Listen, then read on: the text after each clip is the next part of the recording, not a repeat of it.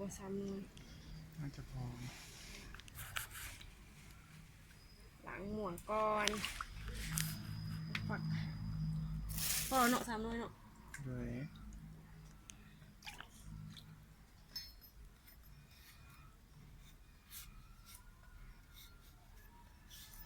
ลูกมาเอาเองก็ได้กันนะ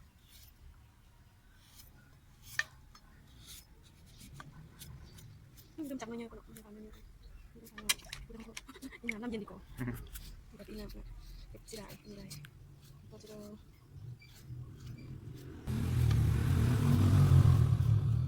ย้เอาหน่อยนี่ก่อน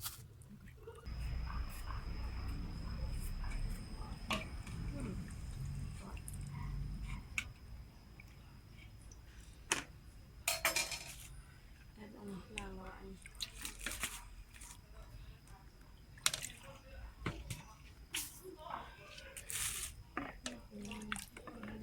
้วอันมาไป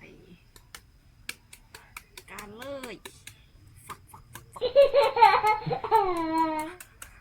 ซึ่งเขาคือ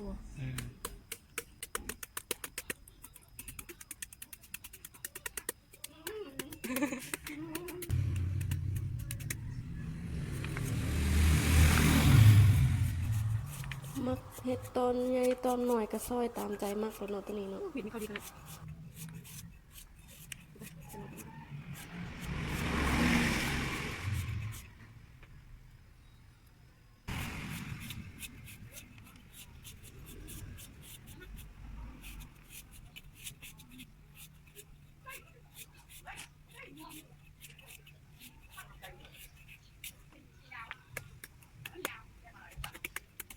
ทีนี้เป็นการเลยเป็นวันที่สนุกจ้ะ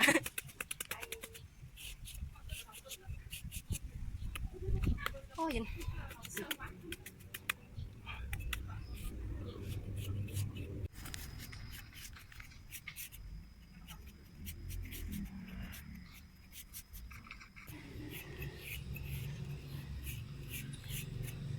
เดือดเลยนี่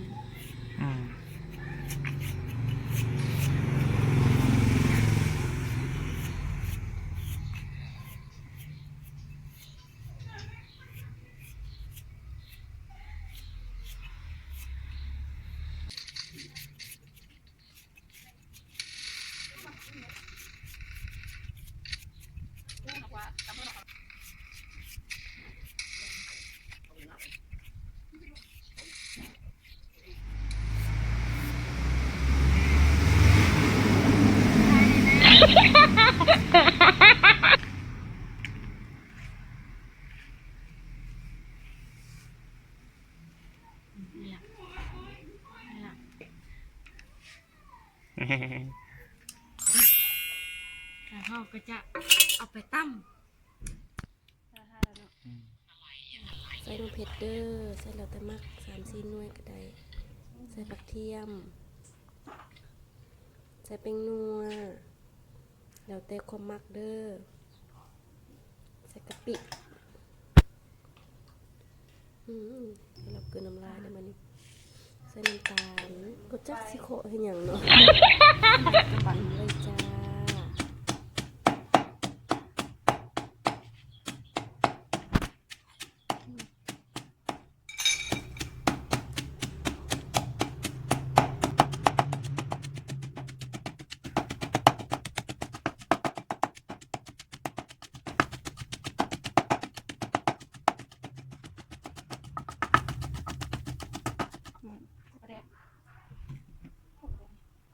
ตรงตำรับอีสานเลยว่าซั่นปลาแดกสมบวง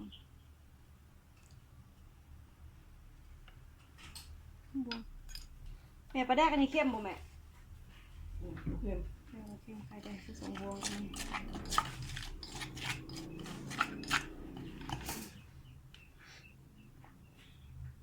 ใส่ลงไปเลยพอบอกว่าสิกว่านี่เนาะมาแล้วเขานอนซื้อใช่ไหม 2 กบไปเอามาแล้วเขานอนซื้อสิเขาจัดการเ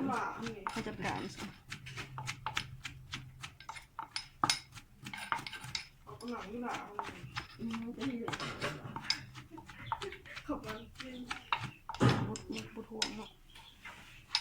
เที่ยงเลยครับหอมมาแล้วหอมมาแล้วกินโซยมาแล้วหอมเต๊ะๆเจ้าน้ำลายไหล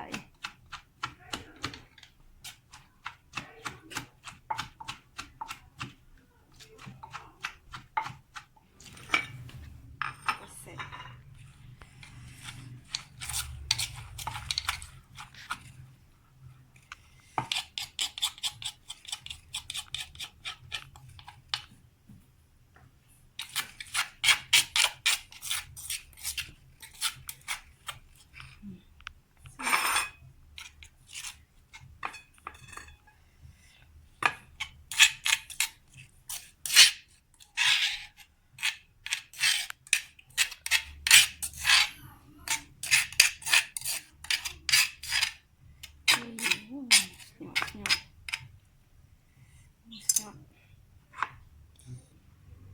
โอเค